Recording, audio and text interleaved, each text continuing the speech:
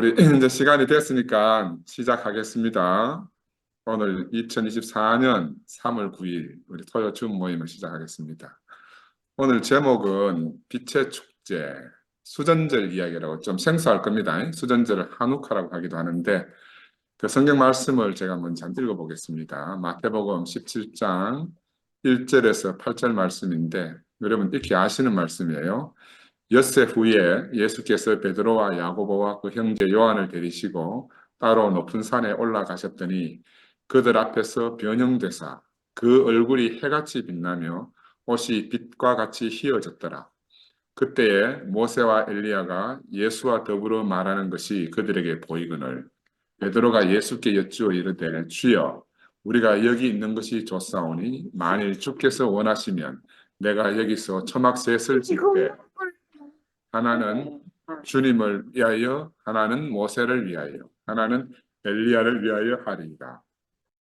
말할 때에 호련히 빛난 구름이 그들을 덮으며 구름 속에서 소리가 나서 이르시되 이는 내 사랑하는 아들이요 내 기뻐하는 자니 너희는 그의 말을 들으라 하시는지라. 제자들이 듣고 엎드려 심히 두려워하니 예수께서 나와 그들에게 손을 대시며 이르시되 일어나라 두려워하지 말라 하시니 제자들이 눈을 들고 보면 오직 예수 외에는 아무도 보이지 아니하더라. 이게 이제 변화산의 이야기잖아요. 우리가 익히 알고 있는 그런 내용입니다. 오늘 이 말씀을 가지고 이제 오늘은 그냥 편안하게 유대의 역사 이야기를 듣는다 생각하시고 어떻게 보면 뭐 지식이 될지도 모르지만 우리가 역사적 배경을 아는 것도 상당히 중요하거든요. 그래서 천천히 한번 들어보세요. 하누카라는 단어는 이제 히브리어로 봉헌하다, 봉헌을 의미합니다. 그리고 이제 하누카 어, 이 하누카라고 하면 이게 유대계 상징으로 우리 촛대 있죠. 우리 촛대, 성전의 촛대, 그 메노라 하는 촛대도 같이 따라다니게 되고 봉헌할 때 촛대에 불을 밝히거든요. 그리고 또 생소한 단어가 세키나라고 하는 건데 이 하나님의 빛이 함께한다. 하나님의 신적인 임재나 함께 거하심을 의미하는 히브리어라고 세 가지 하누카, 세키나, 메노라 하는 이런 단어가 생소한 단어가 나올 건데 그래서 이제 본문 말씀에 들어가서 이제 구약과 신약 사이 달리 말하면 구약의 제일 마지막 말라기하고 신약 복음 마태복음 사이에 400년 동안 긴 침묵기 그 이제 그러니까 어둠이 있었잖아, 그죠? 그러면 이때는 하나님이 그 유대 백성에게 전혀 새로운 계시를 주지 않으셨어요. 그래서 말라기부터 세례 요한까지 예언적 목소리가 전혀 없었고 선지자도 없었고 환상도 보이지 않고 천사의 방문도 없었다고 합니다. 그러면 하나님이 그 400년 동안 그 긴 침묵의 기간에 하나님이 유대 백성을 잊어버렸는가? 그걸 궁금하잖아요. 그렇게 늘 유대인에게 관여하시고 이끄시고 도움을 주시고 하시던 하나님이 갑자기 400년 동안 사라졌단 말입니다. 정말 사라졌는가? 그렇지 않다. 이 어두운 기간 동안에 어떤 일이 있었는가 하면은 유대에는 휴대 회당이 발전하게 되었고 회당 예배 이런 것들이 발전하게 되었고 사두개인들이 등장하고 바리새인들이 등장하게 되었어요. 그리고 그 시기에 로마의 통치라든지 역사의 중요한 일들이 정말 많이 일어났는데 그런데 그 중에서 수전절이라 오늘 말씀드린 제목처럼 수전절, 하누카, 이 빛의 축제라고 말하는 이런 이스라엘 절기가 새로 생기게 됐거든요. 이런 절기를 초래한 큰 사건이 있었다. 근데 이거는 성경에 기록되어 있지 않아요. 침묵의 400년, 그 하나님이 전혀 말씀하시지 않는 400년 동안 이제 그 기간 중에서 사실 400년 다음에 가장 큰 위대한 이야기는 뭐냐 하면은 예수 그리스도의 복음이 나타났다. 400년 만에. 이 400이라는 숫자도 중요합니다. 근데 예수 그리스도의 복음이 나타나기 전에 그 중간에 이 마카비 왕조의 등장이라는 이스라엘이 처음으로 독립하는 일이 한번 생겼거든요. 바빌론에 사로잡혀 갔다가 그 다음에 페르시아가 등장하고 그 다음에 마케도니아 왕국이 등장하고 그 다음에 로마 제국이 등장하고 거의 몇백 년 동안 유대인들은 계속해서 제국의 압제에 사로잡혀서 그래서 유대인들은 다 전 세계로 흩어졌잖아요. 제국의 어떤 압제나 포갑이나 이런 걸 피하기 위해서. 그런데 그 중에 한 번 유일하게 독립을 한 적이 있어요. 그래서 이 이야기는 BC 165년 이스라엘이 시리아에 압제해서 스스로의 힘으로 독립한 역사적 사건을 들어서 이 수전절을 기념하게 됐습니다. 이 사건은 유대 역사에서 가장 위대한 승리 가운데 하나로, 이스라엘은 승리하고 싶어도 승리할 기회가 한 번도 없었는 거라. 끊임없이 유일한 승리라는 건 다윗 왕이 통해서 이제 그런 왕이 옹립되면서 정말 승리라는 경험을 한번 했는데, 지금 그 이후로 계속해서 이제 다른 나라에 압박받고 이랬어요. 그래서 이 승리를 쟁취하기 위해서 엄청난 투쟁도 했고, 또 그 사이에 많은 영웅적 업적들이 있었는데, 이거를 이제 독립을 하고 나니까 이 독립을 기념해야 되잖아요. 그래서 한우카 명절은 성경에는 나타나 있지 않는 유대인의 명절을 기리는 겁니다. 내가 처음 이거 시작할 때 여호와의 절기가 7개 절기가 있다고 말씀을 드렸어요. 근데 한우카 명절은 여호와의 절기는 아니에요. 여호와의 절기는 여호와를 섬기는, 여호와를 위한 절기인데, 이 한우카 절기는 이스라엘 백성들이 자기들의 독립을 기념하고 하나님이 다시 찾아오신 걸 기념하는 그런 절기입니다. 그러니까 오늘은 편안하게 한번 들어보세요. 제가 천천히 말씀을 드릴 테니까. 그래서 이 절기는 유대 명절 가운데서 역사적으로 가장 잘 검증되어 있는, 역사서에도 나와 있는 그런 명절이다, 이렇게 말씀드릴 수가 있고, 특별히 어디에 나와 있는가 하면 구약의 외경인 마카비서라고 해서 마카비 1서 2서가 있는데, 그 마카비서에 이 역사적으로 잘 왜 이런 일을 했는가를 갖다가 검증되어져 있어요. 나중에 내가 구약 외경에 대해서 좀 말씀을 드릴게요. 이건 이제 BC 200년에서 100년 사이에 쓰인 구약 외경 14권이 있는데, 그 중에서 하나가 마카비 1, 2, 마카비서 1, 2서입니다. 그래, 다시 이제 역사를 돌이켜 보면 이 암흑기, 페르시아가 지배하고 마케도니아가 지배하고 로마가 지배하는 이 암흑기에, 마케도니아의 알렉산더 대왕 우리 잘 알잖아요. 알렉산더 대왕이 BC 336년에 페르시아의 다리오 왕, 페르시아 다리오 3세를 다리우스 3세를 갖다가 물리치고 헬라 제국의 통치를, 그 유대를 다 통일하게 됐잖아, 그지? 근데 이 알렉산더 왕이 누군가 우리 잘 알잖아. 이 사람은 바로 아리스토텔레스, 그 유명한 철학자 아리스토텔레스의 제자라. 그러니까 헬라 철학과 정치학을 너무너무 잘 배운 왕이기 때문에, 이 왕이 전 유럽을 통일했기 때문에 자기가 정복한 모든 땅에 헬라 문화를 장려할 것을 계속 권했습니다. 그래서 이 시기에 히브리어 구약 성경이 헬라어로 번역이 됐어.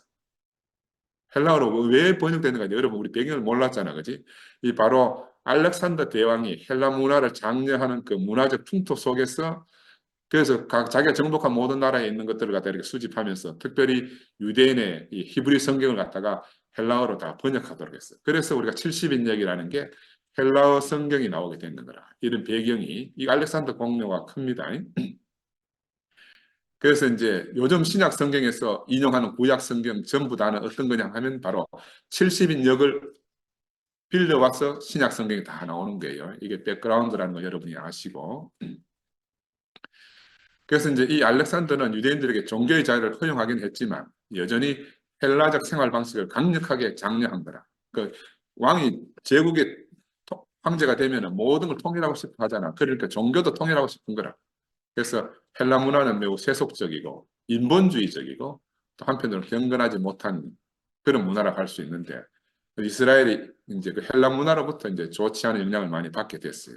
그런데 이제 알렉산더가 이집트하고 유럽하고 인도 국경까지 침범해서 이제 다 통일하다가 갑자기 죽었잖아요, 젊은 나이에. 그래서 이제 4개의 장군에 의해 가지고 4개의 지역으로 분할 통치가 됐어요. 그 중에서 이제 이스라엘 이야기를 하는데, 그 중에서 시리아를 지배하는 셀레우코스 왕조하고 이집트를 지배하는 프톨레마이오스 왕조, 이거 많이 들어봤죠? 프톨레마이오스 왕조. 이 왕조 두 사이에 끼어가지고 이제 이 흔들리는 낙엽 같은 그런 존재가 된 게 이스라엘의 입장이라. 그런데 이제 뭐 이것을 더 깊이 말씀을 드리면 복잡해지고, 하여튼 시리아의 안티오쿠스 이 왕이, 황제가 예루살렘 성을 파괴하고 수십만의 유대인을 학살하고 노예로 팔아버리는 너무너무 비참한 일이 이제 그 당시에 있었어요. 그래 이제 유대인들의 아주 지켜왔던 하나님을 섬기는 이런 규범들을 다 깨뜨리고, 그리고 이제 이방인들의 예배 형식을 다 가지고 들어와 가지고, 특별히 그 중에서 이제 유대인들의 지성소라고 불리는 성전, 가장 신성한 장소에 이교도를 상징하는 그런 것들을 설치하고, 불결한 동물인 돼지 머리를 갖다가 하나님의 속죄판, 언약궤 위에다가 돼지 머리를 갖다 놓게 되는 이런 막 어마어마한 일이 일어났는 거라.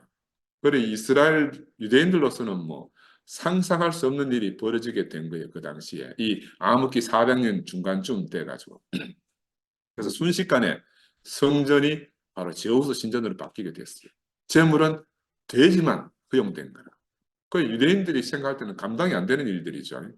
또 유대교를 금지시키는 칙령도 발표하고 만약에 그래서 어기면 사형에 처하고 유대 음식 유대 음식을 다 음식법을 지키지 못하게 하고 할례를 행하거나 유대 율법의 두루마리를 소지하면 모든 가족을 처형하고 또 젖먹이 아기를 죽여서 엄마 목에다 걸고 다니게 하고 여자들은 막 성벽에서 다 던져버리고 막 우리가 지금 들으면 상상할 수 없는 일들이 일어나게 된 거예요. 그래서 완전히 그 시리아의 동조동화를 하든지 몰살 당하든지 둘 중에 하나를 선택하라 이런 지경에 이르렀어요. 그리고 우리가 한 번도 이런 거 들어보지 못했잖아요.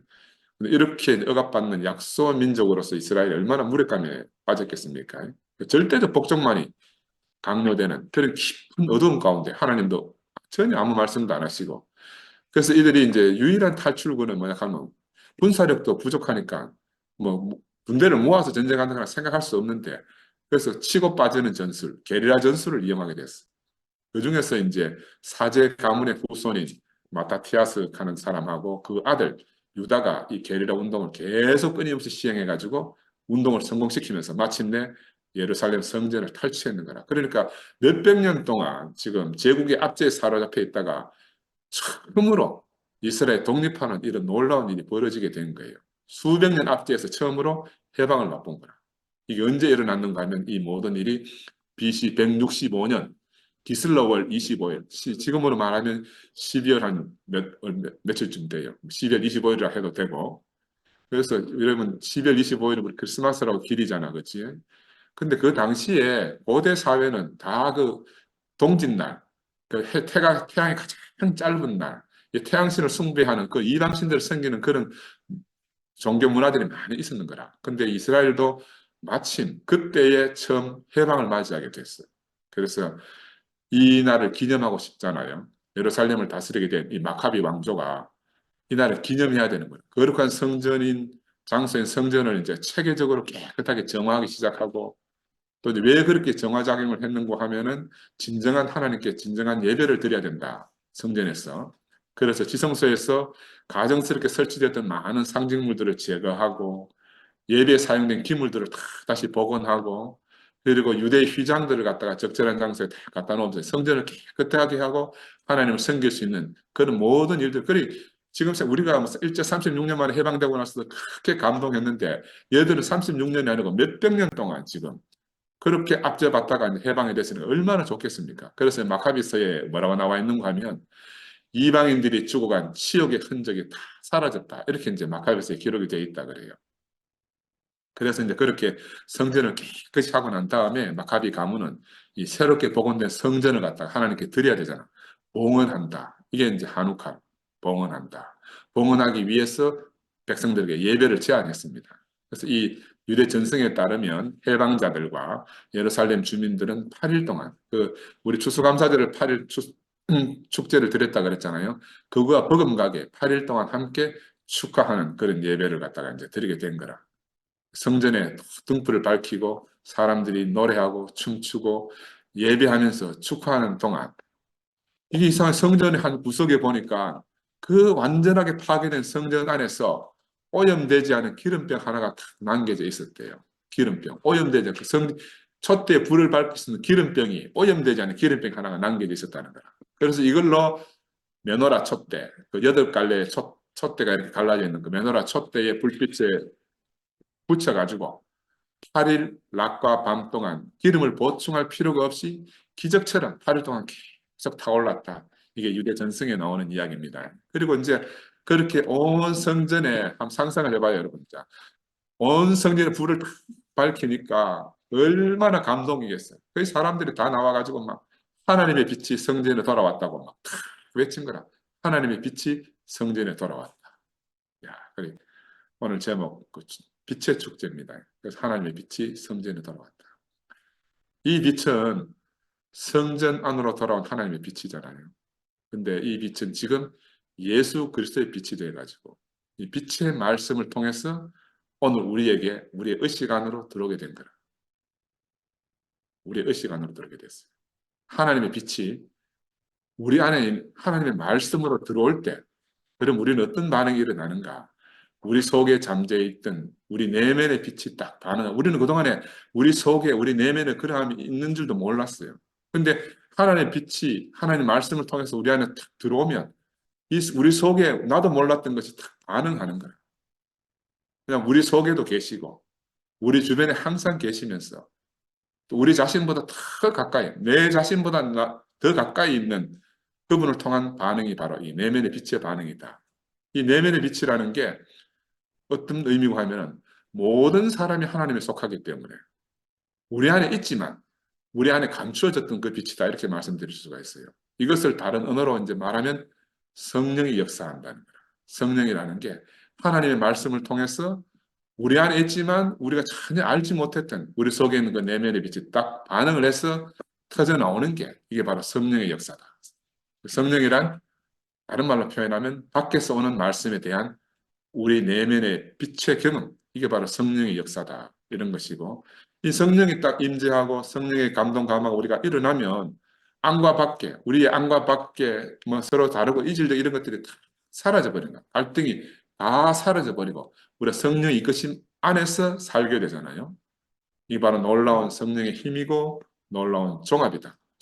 종합이라는 것은 하나다, 이 말이에요, 하나. 그리고 이 경험은 바로 이스라엘 백성들이 언어를 초월하는 경험을 했잖아요, 하나님 앞에서. 마찬가지로 우리도 빛의 말씀, 이 하나님의 말씀을 들으면 우리가 언어를 초월하는, 우리 온몸으로 탁 느끼는 그걸 우리가, 이거 참 언어로 표현하기 힘든 그런 경험을 하잖아요. 그 늘 통상적으로는 성령의 역사다, 성령의 경험이다, 이렇게 말씀드릴 수가 있는데 우리 교회에서는 오랫동안 이제 그 말씀을 잘 안 썼기 때문에 조금 생소하긴 하지만, 그래서 이후에 이제 이 사람들이 그 하나님의 빛이 돌아왔다, 그 외치고 나서 매년 겨울 그 깊은 어둠 속에서 하나님의 빛이 성전에 들어온 그 순간을 기념하는 빛의 축제를 해마다 지키게 된 거예요. 그래서 일단 이제 이렇게 봉헌하는 축제를 드리고 나니까, 예배 축제가 이제 해마다 시간이 지나면서 자리를 잡고 나니, 그럼 예배 축제를 드리기 위해서 예배 의식에 사용할 수 있는 재료들을 찾아야 되다. 지금 우리가 해방했다는 것만 기념할 게 아니고 역사 안에서 그런 일이 또 없었는가 해서 막 찾기 시작했는 거라. 그래서 그 역사 안에 있었던 다양한 빛과 관계된 세부 사항들을 새롭게 다 한옥과 축제에다 끌고 온 거예요. 거기에 보면은 처음 바벨론이 예루살렘 성전 파괴 후에 제2성전을 또 건축하기 시작했잖아, 그죠? 제2성전. 그 제2성전 건축 이야기도 빛의 축제 안으로 끄집어 들어오고, 그때 이제 제2성전을 건축했을 때 하나님의 빛인 세키나, 이 다시 한번 성전으로 돌아왔다고 이 사람들이 이야기하는 거예요. 그리고 거기서 이제 제2성전 건축에서도 제1성전 건축, 솔로몬 성전을 건축하고 솔로몬이 그 성전을 봉헌했을 때도 역시 하나님의 빛이 바로 이 성전에 세키나가 임했다, 이렇게 이제 주장하고 있는 거예요. 그래서 이런 하나님의 빛이 성전 안에 임하는 것이 유대인들의 전통 속에서 이 바로 한우카 수전제를 기념하는 축제 안에서 깊이 전성이 만들어지게 된 거예요. 그럼 거기까지만 끝나는 거냐? 더 것을 올라가서 유대 백성, 이스라엘 백성들이 광야 시절 구름 기둥과 불 기둥이 하늘 너머에서 다스리는 바로 하나님의 성막을 직접 경험했잖아, 그지? 그 하나님의 성막에도 하나님의 빛 세키나가 왔다. 그 하나님 성막에도 하나님 함께 하셨다. 하나님의 빛은 하나님 존재 자체이기 때문에 항상 이 하나님의 빛 세키나는 백성들을 그들의 하나님과 연결해주는 매개체죠. 하나님의 빛이라고 말하는 게. 예수가 빛이요 생명이다, 이렇게 말하잖아요, 그죠? 바로 하나님과 사람들을 연결해주는 매개체다. 그걸 통해서 이 사람들은 뭘 깨달았는 거예요? 하나님은 결코 우리 유태인들로부터 멀리 계시지 않다, 이걸 경험하고 인식하게 된 거예요. 그래서 바로 이 빛은 현존하는 하나님의 상징이라 말할 수 있어요. 그 빛을, 근데 이게 고대 종교는 다 빛이 이제 그런 신하고 관련되지만 특별히 이스라엘 백성들은 바로 이 세키나, 하나님의 빛이 하나님 현존의 상징이다, 이걸 이제 유대 역사 안에서 유일하게 처음 독립해가지고 이 마카비 왕조가 지배할 동안에 이 사람들이 이제 새로운 절기를 하나 만드는 거죠. 그러면 이제 내가 오늘 말씀드리고 싶은 게 그런 이 한우카 수전제라고 말하는 이 유대 빛의 축제 절기하고 마태 시대의 그 상황을 연결해 보자는 거죠. 이제 역사로 돌아왔어. 현실로 마태 공동체 시절로 돌아오면 현재 상황은 어떠냐? 다시 암흑기라. 다시 암흑기. 왜? 로마 군단이 침공이 일어나고 성전이 파괴되고 기원 후 70년이 딱 지났을 때는 도리에 돌아나도 첨 놓이지 않는 완벽하게 다시 한번 성전이 괴멸되는 그런 일이 일어난 거예요. 그러니까 회복되어졌던 하나님의 빛이 회복되어졌던 그 빛이 다 사라진 그런 상태가 됐어요. 여러분 우리하고도 비슷합니다. 소망은 거의 사라진 상태였고 믿음도 이제 다 사라져서 바닥까지. 야, 하나님의 성전이 허물어지고 도리에 돌아나도 첨노하지 않는다고 상상할 수 없는 일이라. 야, 로마 군병이 침입할 때 저것들 다 죽었다니. 하나님 성전에 침입하면 하나님 이제 살려주겠나 했는데 웬걸 성전이 파괴되어 지성소가 다 회파되는데 하나님이 전혀 반응하지 않거든. 얼마나 절망 가운데 빠졌겠습니까? 믿음이 바닥에 갈 수밖에 없습니다. 이제 이 사람들이 신앙을 구원할 수 있는 유일한 길은 하나님의 빛도 사라지고 다 사라졌으니까 이제 유일한 소망이 뭐예요? 메시아의 등장밖에 없는 거라. 야, 아무 소망도 희망도 없을 때 유일하게 붙잡을 수 있는 게 유대 전승을 통해서 왔던 메시아. 이 메시아밖에 없다. 근데 사람들은 이런 절망 가운데서 메시아를 받아할 준비가 서서히 되어져 가고 있는 거예요. 이상하잖아요. 한쪽으로는 너무너무 절망인데 한쪽은 새로운 희망이 이렇게 싹 움트게 되는 거예요. 그때 하나님 어떤 일을 하셨는가? 그 400년 동안 응답하지 않았던 그 하나님, 하나님은 다른 방식으로 움직이고 계셨다. 어떤 방식으로? 로마인들은 도로를 쫙, 그러니까 로마 가도, 아피아 가도라고, 로마는 막 전 세계로 뻗어져 가는 도로를 깔았잖아요. 무엇을 위해서 깔았나? 로마는 자기들이 군사력 지배를 위해서 깔았지만, 우리 입장에서 보면 하나님 나라의 복음을 전파하기 위해서 도로를 쫙 깔아놓은 거예요. 지금 SNS가 온 세계로 펼쳐지잖아요. 왜 그러겠어요? 바로 우리로 하여금 하나님의 복음을 온 세상으로 전파하고 퍼진 거랑 똑같아요. 또 그때 이제 이 알렉산더를 통해서 모든 제국의 사람들이 마찬가지 로마 제국 사람들이 공통의 언어를 써라. 어떤 언어? 헬라어, 코인의 헬라어라고. 신약 성경은 바로 코인의 헬라어로 기록된 성경이에요. 그 언어가 통일이 된 거라. 야, 그러니 얼마나 놀라워. 사람들이 언어 때문에 방해를 안 받는 거라. 또 그리고 로마 시대에는 여행하기 불편하지 않는 자유와 평화가 보장되고 누구든지 로마 제국 시민이 되고 하면은 어디든지 마음껏 왕래할 수 있도록 그 바울도 마찬가지고 그 복음을 더 편만하게 전파되어지는 것이 도울 수 있도록 세상 한편으로는 한쪽은 깜깜하게 400년 동안 하나님이 아무 말씀도 안 하시고 선지자도 없었고 환상도 없었고 천사들도 나타나지 않았는데 한편으로는 세상에서 이런 일들이 일어났다. 그죠? 이런 지경이 지금 마태 공동체가 처한 입장이라 그 시대의 배경이고 그러면 유대인들의 예배에서 하나님의 빛이 어떻게 성전으로 회복되었을까? 유대인들은 유대 회당에서 예배를 드리고 있었잖아요. 그동안 그전에는 성전에서 드렸는데 성전 파괴는 기원 후 66년 유대인 게릴라 집단의 열심당에 의해 가지고 갈릴리 지방에서 시작된 아주 비참한 전쟁에서 이 사람들이 마카비 전쟁을 경험한 거라. BC 165년에 마카비 일당이 게릴라 전술로 해서 셀로크스 왕조를 몰아냈으니까 다시 우리도 게릴라 전술을 하며 보자 했다가 완전히 로마에 박살나는 거야. 왜? 이거 두고 보니까는 막 얼마나 로마에서 보면 막 귀찮겠어요. 갈릴리 언덕에서 게릴라가 나타났다가 숨었다가 나타났다가 숨었다 하니까 막 미치겠는 거라. 그래서 저것들을 한 방에 처치하는 방법이 뭐가 있겠노? 그래 갈릴리는 놔두고 어디를 습격했는가 하면은 로마의 저 뭐 이스라엘 심장, 바로 국가의 심장을 공격하자. 더 이상 저거 두고 볼 수 없다. 그래 예루살렘의 방어벽이 무너질 때까지 5개월 동안 예루살렘 성을 포위해가지고 완벽하게 그 도시를 폐허로 만들어 버렸잖아요. 지난번에도 말씀드렸지만 2,000명 넘게 십자가에 달고 막 수많은 사람들을 난민으로 만들고 노예로 팔아먹고 하는 이런 일이 그 국가의 심장이 사라져 버리니까 변방 관리는 손댈 필요가 없는 거라. 그래서 이스라엘이 그렇게 자랑하던 그 성전이 완전히 회파된 이런 일들이 이제 마태 공동체가 있었던 상황이라. 이제 성전이 사라졌으니까 유대 백성들은 성전 없이 예배를 드려야 되는. 우리가 멘붕 온강은 비교가 안 돼. 그러니까 우리의 멘붕과는 비교가 안 돼요. 야, 그래 이 유대인들은 고통은 물론이고 자기들의 생존 자체가 풍전등화와 같은 그런 상황이 지금 마태 공동체가 처한 상황이다. 이 마태 공동체가 마주한 현실이죠. 그래서 이 같은 배경에서 어떤 일이 생겼는가 하면 한때 성전을 지배했던 정통파 유대인들이 있어요. 예수를 안 믿는 안 따르는 정통파 유대인들하고 또 한편으로는 새로운 신진 세력인 예수의 추종자들하고 사이에 갈등과 알력과 경쟁의식이 생기기 시작한 거라. 예수 추종자들은 자신들을 그리스도인을 안 불렀어요. 자신들을 뭐로 불렀는가 하면 길을 따르는 사람들이다. 라는 명칭으로 자기들을 명명한 거라. 이번 주 일요일에 우리 최 목사님이 성경에도 그리스도인이라는 말이 세 번밖에 안 나온다 그러잖아요. 우리는 지금 그리스도인이라는 말이 너무너무 막 마음대로 쓰고 있지만 자기들은 자기 스스로를 갖다가 길을 따르는 사람들로 이렇게 부르고 있는데 성전 지도자들, 정통 유대인들은 뭐라고 자기를 정통주의 유대인이다 이렇게 부르고 예수를 따르는 무리를 보고 수정주의 유대인이다. 그 사입이다 그 말이지. 수정주의 유대인이다. 라고 불렀다는 거예요. 이 이제 언어가 정통이냐 정통이 아니냐 이런 어떤 기준이 딱 나오잖아요.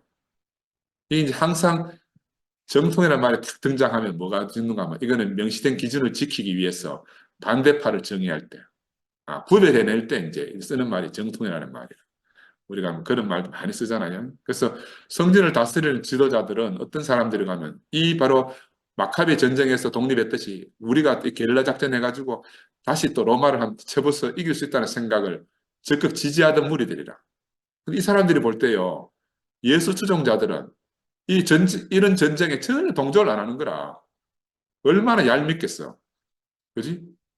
근데 이제 예수를 따르는 사람들은 세상 일과 무관한 거라. 이 사람의 생각이 뭐냐 하면은 곧 예수가 재림한다고 생각하고 저는 세상 전쟁하고 전혀 뭐 우리는 막 재림하면 다시 부활해가지고 전부 다 다른 나라로 살 건데 이런 생각이 있으니까 자신들이 신성하게 여기는 이 성전이 모든 것이 파괴된 건 누구 때문이겠노? 누구 때문이겠노? 이건 바로 성전 지도자들이 예수를 갖다가 예언된 그 히브리 성서에서 예언된 바로 그 메시아로 인정하지 않았던 것에 대한 하나님의 진노 때문에 예루살렘 성전이 파괴됐다. 이렇게 생각하게 된다. 얼마나 그 갈등이 심했겠어요. 그런데 정통파 입장에서 어떻게 했어요? 저것들이 안 그래도 막 지금 막 속에 상처가 나가 죽겠는데 상처에다 소금을 촥 뿌리는 건 똑같은 거라. 성전이 사라진 것도 지금 애통해 죽겠고 막 미칠 지경인데 저놈들이 말이야 같이 애통하지는 안 하고 오히려 막 저한테 막 소금을 뿌리는 그런 주장을 하니까. 그래 이 두 집단 사이의 적대감은 여러분 가히 상상이 되겠습니까? 근데 그건 그렇고 일단 갈라진 이 두 사람들 두 파 중에서 정통파는 성전이 사라졌으니까 사람들이 성전 중심으로 모이던 그 모든 게 사라져 버렸으니까 당장에 자기들 그 공동체에 질서를 부여해야 되는 그게 너무너무 새로운 과제로 등장한 거고 예수를 추종하던 이 추종자들은 아니다. 예수가 바로 파괴된 성전을 대신할 새로운 성전이라고 주장할 새로운 기회가 찾아온 거라. 그래서 이런 백그라운드 하에서 이 바로 오늘 변화산 이야기 마태복음 17장에 쓰여진 거라. 예수의 변모 이야기는 바로 이런 배경 하에서 쓰여졌다. 그러니까 이걸 갖다가 단순하게 성경 마태복음 1장이나 3장 쭉 순서대로 그냥 막 마태가 지 하고 싶은 대로 썼다 이렇게 생각하면 안 되고 마태는 치밀하게 체계적으로 이 이야기를 기획해서 쓰고 있다. 그리고 문자적으로 읽으면은 이거 그런 일이 있었는가? 기적이 일어났네. 뭐 이런 정도로 지나가는 건데 그게 아니다 말이야.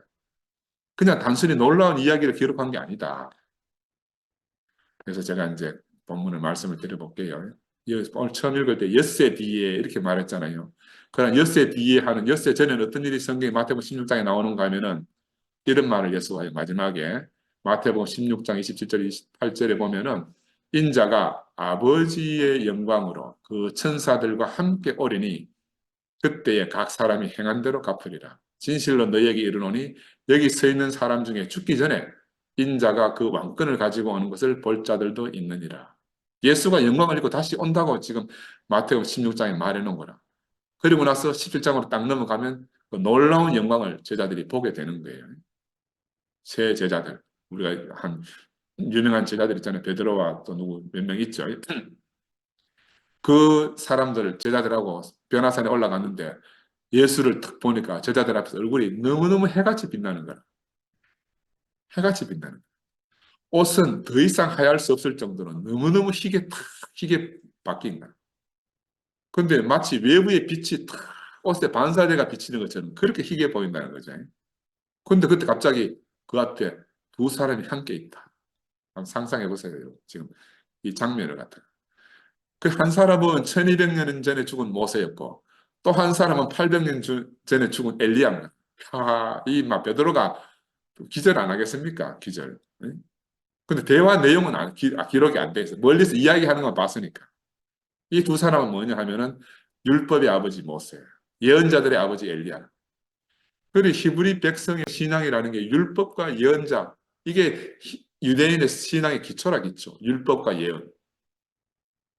그러니 바로 이 장면은 단순하게 예수가 변화사에서 변모했다 뭐 이런 이야기가 아니고 그들의 신앙 근거가 어디서 출발했는가를 지금 마태가 말하고 있는 거예요. 이야 이때 역시 발빠른 베드로가 물 위로 걸어가다가 붕덩 빠진 베드로가 또다시 나온 거라. 선생님, 우리가 여기가 좋사오니 원하시면 초막셋을 짓겠습니다. 이게 예수를 위해 짓겠다는 거예요. 자기를 위해 짓겠다는 거예요. 우리가 다 이렇게 사는 거라. 우리가 다 이때까지 이렇게 살아서 결론이 이렇게 된 거예요, 지금. 하나는 선생님을 위해서, 하나는 모세를 위해서, 하나는 엘리야를 위해서. 야, 이게 너무너무 놀라운 찬양이라고 말할 수 있는데, 왜냐하면 이때까지 예수를 따라다니면서 제자들이 아무도 예수를 갖다가 모세와 엘리야와 동등하게 여길 수 없었는 거야. 너무너무 놀라운 분이고 기적을 행하는 분이긴 하지만 유대 전통에서 모세와 엘리야를 능가할 사람이 없었잖아. 근데 지금 이 장면에 딱 들어오니까 모세와 엘리야를 함께 등장시켰어. 다시 한번 모세와 엘리야를 사라지게 하고 예수만 남는 이런 장면을 연출하는 거야. 베드로가 이제 이러고 있을 때 빛나는 구름이 그들을 더 뒤덮었다고 하잖아요. 그 구름 속에서 들리는 말이 우리 예수가 세례받을 때 들리는 말이 똑같이 들려옵니다. 이는 내 사랑하는 아들이요 기뻐하는 자니 너희는 저희 말을 들으라. 이 요단강가에서 세례받을 때 나왔던 말입니다. 그런데 엘리야를 보면은 엘리야가 세례요한과 함께 등장하잖아요. 세례받는 그 장면. 그 세례받을 때 등장한 세례요한과 함께 엘리야가 등장하고 오늘은 모세와 함께 등장하는 것을 우리가 보잖아. 그래서 엘리야가 그만큼 중요한 인물이라. 중요한 인물. 지난주에 우리가 모세의 무리를 걷는 권능을 이야기할 때 모세 또 이야기했듯이. 그래서 이 마태 시대에 그 BC 70년경, AD 70년경에 유대인들의 공통적인 생각들은 엘리야를 800년 전에 있는 예언자로 생각 안 해요. 이 엘리야는 지금 메시아의 신화적 예비자로 지금도 항상 있을 수밖에 없는 사람이 엘리야라고 생각하는 거예요. 그래서 이 모세와 엘리야가 이스라엘의 너무너무 중요한 두 상징이라고 할 수 있고 오늘 마태가 하고자 하는 말은 이 두 상징이 예수를 통해서 하나로 성취되었음을 이 마태복음 17장에서 말하고 있는 거예요. 그러니까 이 예수가 바로 마태와 엘리야 합쳐놓은 그 사람이고 우리가 역사 안에서 계속 기다려왔던 바로 그 메시아다. 이걸 말하고 싶은 거지. 그래 그 말을 탁 깨달으니까 하나님의 음성이 들려왔고 그래 막 감당할 수 없어가지고 땅에 얼굴을 대고 막 부들부들 떨고 있잖아요. 몹시 두려워해서 떨고 있다. 왜? 하나님 임재의 사람을 지금 만나게 된 거잖아요. 우리 그냥 대충 훑어갈 게 아니고 우리가 2000년 후에 이 말씀을 들으니까 뭐 그냥 넘어가는데 이 사람들 제자들 입장을 한번 생각해봐. 그렇게 엎드려 때 어떤 생각이 들었겠어요? 이 제자들 내면에 새로운 차원의 인식이 생긴 거예요. 예수에 대해서. 이때까지 너무너무 놀랍고 놀라운 분이긴 하지만 인식이 변화되기까지는 바로 16장에서 베드로 혼자서 주는 그리스도죠. 살아계신 하나님의 아들에 내는 고백을 했지만 제자들 안에서 단체적으로 이런 인식이 새롭게 생긴 건 아니거든. 그 바로 무리를 걸어가는 기적을 보면서 주여 니시오니까 하는 그런 제자들의 인식이 새롭게 생겼듯이 지금도 똑같은 인식의 변화가 생기는 거라. 그래 예수를 따르는 제자들도 하루아침에 예수 안에서 그 놀라운 것을 발견한 것이 아니고 아마 시간이 시차적으로 계속 가면서 경험되어지고 쌓여진 것 같아요. 네, 그 빛나는 광경이 끝났을 때 제자들은 눈을 들어 보니까 예수에는 아무도 보이지 않더라. 이게 이제 지금 막 충격적인 장면 목도하고 이제 얼이 빠져 있는 그런 장면입니다.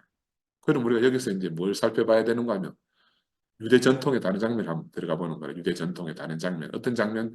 모세가 하나님 불러가지고 저 산속으로, 깊은 산속으로 들어갔잖아요. 그때도 높은 산에 들어갔지. 높은 산에 가면 똑같습니다. 그때 신비한 빛이 모세 얼굴에 환히 비쳤다 그랬잖아요. 두 번째 한 번 깨 부수고 두 번째 돌판 받고 돌아왔을 때 하나님의 빛이 모세의 얼굴을 너무 환히 빛나게 해가지고 그가 백성들에게 돌아왔을 때도 빛이 얼굴에서 막 그대로 광채가 나니까 이 빛이 너무 밝았어. 눈부시게 빛나는 이 피부, 모세의 얼굴 피부로 말미암아서 백성들이 눈이 타버릴까 싶어서 얼굴을 가리는 베일을 덮었었다 그러잖아요. 이게 바로 하나님을 만난 사람의 어떤 모습이다. 출애굽기에 나오는 말씀이잖아요. 그지?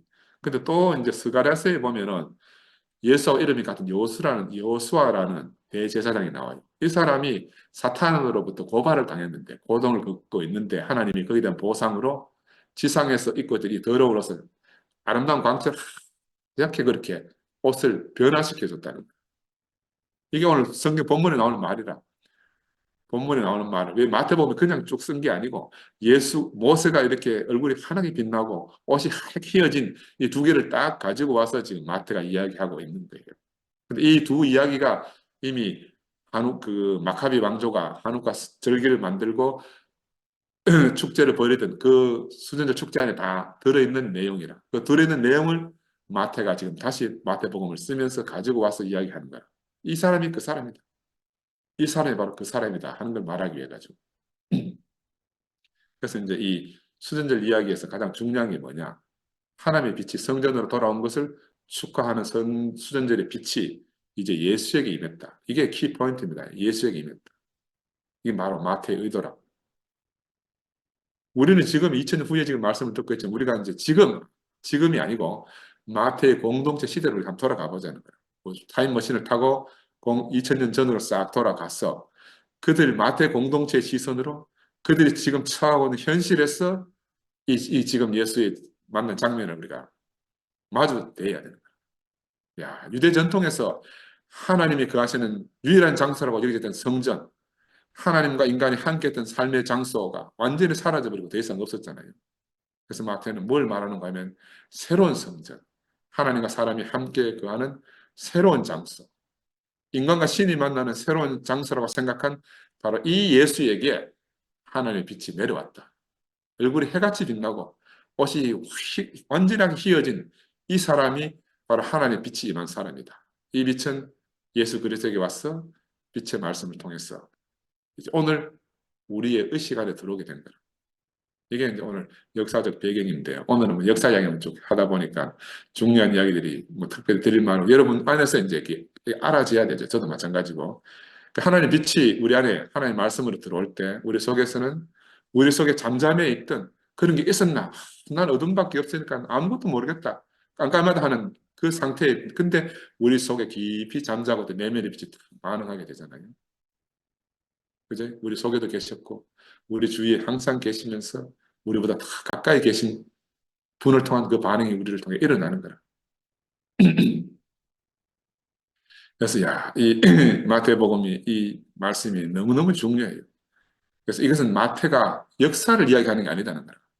마태복음 쓰는 그 역사를 이야기하는 게 아니고 역사적 주장이 아니고 바로 이분이 우리의 그리스도고 우리의 하나님이다 하는 말을 그 신학적 주장을 한다고 말씀드릴 수밖에 없는 거예요.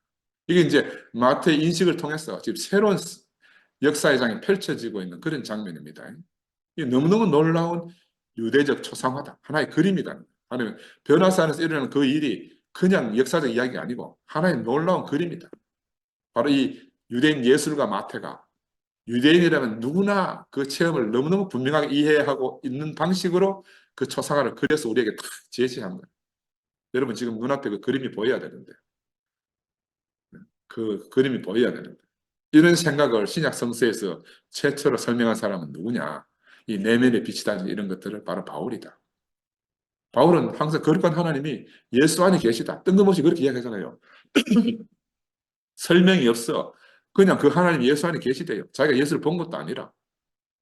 우리는 지금 2000년 후에 그 바울 복음서 듣고 하니까 뭐 그게 당연하다 생각하지만 그 당시로는 상상할 수 없는 일이라. 하나님의 빛은 하나님은 성전 안에만 계셔야 돼.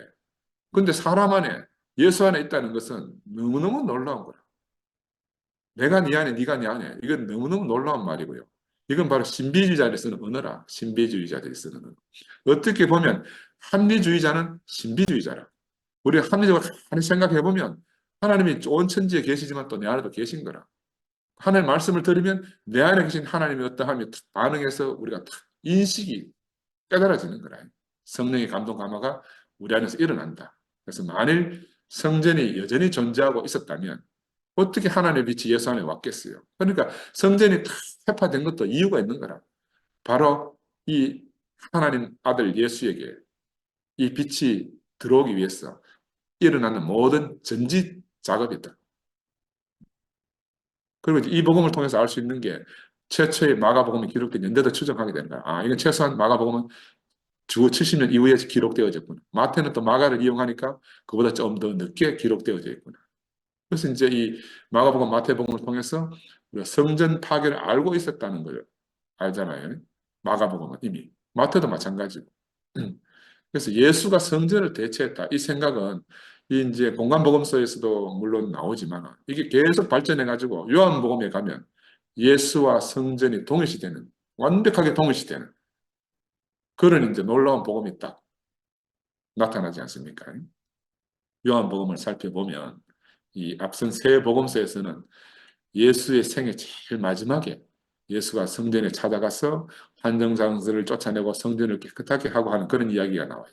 바로 근데 요한은 이 이야기를 갖다가 예수가 성전을 깨끗하게 하는 이런 이야기들을 갖다가 공생의 출발점으로 싹 제일 앞으로 이동시켜 버리는 거예요. 그리고 복음서를 쓴 기자들의 관점에 따라서 앞으로 갔다 뒤로 갔다 하니까 이건 역사를 이야기하는 게 아니다는 우리 꼭 인지를 해야 된다. 그리고 요한복음 뭐라고 말하는가 하면 예수 자신이 성전을 대체했다. 그러니까 예수의 모든 행동을 예수가 성전을 대체한 사람으로 묘사하고 있는 거예요. 이 성전을 허물어라. 그러면 내가 사흘 만에 다시 세우겠다라고 말하게 하는 거죠. 그런데 이 너무너무 엄청난 말이잖아.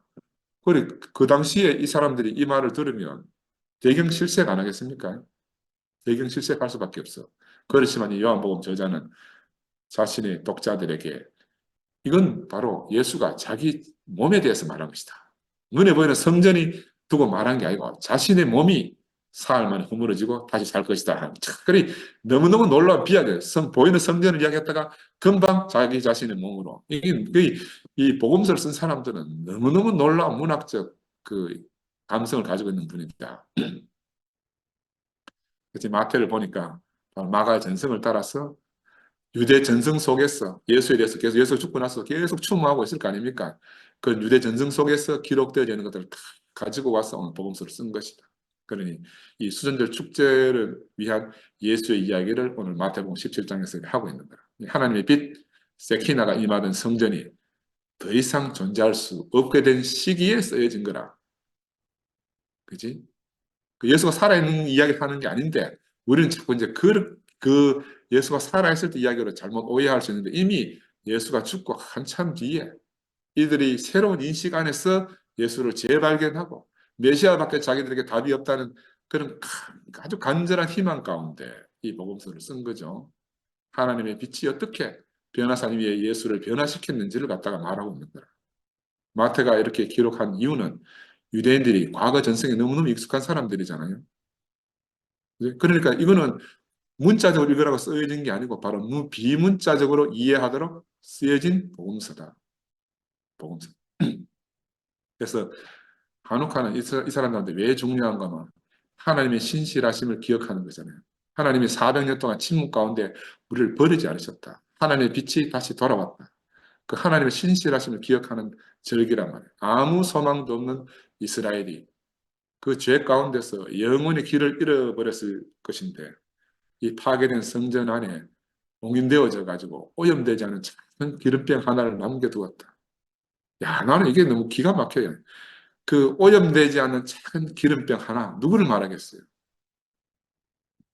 바로 그 말구이에 태어난 바로 그 어린 양 같은 예수. 야, 그 하나를 남겨둬가지고 성전 회복 후에 촛불을 갖다 8일 동안이나 밝히신 그 신실하신 하나님. 모든 희망이 다 사라지고 절망 가운데 있을 수밖에 없는 유대인들에게 신실하신 하나님이 한 사람을 준비하셔가지고 자기 백성과 메시아 약속을 지키시고 오늘 우리에게 바로 살아있는 예수 그리스도를 보내주셨다는 거 아니겠습니까? 이게 바로 마태가 말하는 변화산에서 만난 그리스도 이야기라. 그리스도 이야기. 그래서 아까도 말씀 한번 드렸지만 베드로가 주는 그리스도시요 살아계신 하나님 아들이다. 이 고백 후에 인자가 영광을 받는 것은 너희들이 살아서 보게 될 것이라고 예수가 말하는 그 장면이 지금 영광의 빛에 사로잡힌 예수에게 나타난 것으로 마태는 바로 즉시 연결하게 되는 거예요. 그래서 이게 얼마나 놀라운 이야기인지 모르겠습니다. 이 수전제 축제는 8일간으로 이루어졌어요. 그래서 마태복음 17장 이후에 8일 동안 지내려고 하니까 8일 동안 지켜야 될 예수 이야기가 8개가 그 추가되어야 되잖아요. 이제 그 이야기가 뒤에 쭉 나와요. 오늘은 여기까지 수전절 이야기처럼 하나의 에피소드로 이런 절기가 있었구나. 그래서 이 사람들은 여호와의 절기 7개 말고 하나의 절기 한우카를 찾았어. 6월절이 오기 전에 이 절기를 그 겨울 동지 이게 계절하고도 마찬가지라 그러니까 밤이 가장 깊은 동지 금방이에요. 하나님의 빛이 찾아왔다는 건 얼마나 놀라운 일이겠습니까? 그 하나님의 빛을 대신한 예수가 바로 우리에게 찾아오셨다. 이게 오늘 마태가 하시고 싶은 말씀이라 생각이 듭니다. 우리로 하여금 이 빛의 세계로 새로운 성전 안으로 우리를 부르신 주님을 찬양합니다. 아멘. 아멘.